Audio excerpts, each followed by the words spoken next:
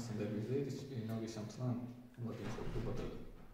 Gospodine Dediću, zanimljiva je vaša karijera, evo vi ste bili malo, da tako kažemo, prestali igrati fudbal, ako možemo tako reći, ali evo sad ste se priključili fudbalerima Brda. Kako to ide sad nakon što ste se vratili svoje velikoj ljubavi?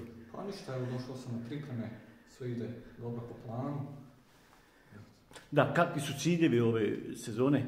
Pa ništa, ciljevi su, probat ću se nametnuti u prvi 11, daću sve od sebe. Da, kako je sada vaše zdravstveno stanje, ima li gdje zatežili šta ili je sve za sad u najboljem redu? Inače se ja još bavim ovo rekreativno ovako, pa nema nikakvih problema za sad. Da, za one koji ne znaju, vi ste ranije igrali ovdje i bili ste član Brda. Jeste, tako je, prošao sam sve omladinske selekcije Brda, od pjetlića do juniora. Jeste li ovih godina pratili šta se dešava u Brdu? Jeste li sad ipak onako prilično sretni, zadovoljni što ste u drugoligašu? Pa tu sam uvijek, tu pratim svaku utakmicu, sam dolazio, iako nisam igrao i sve pratim.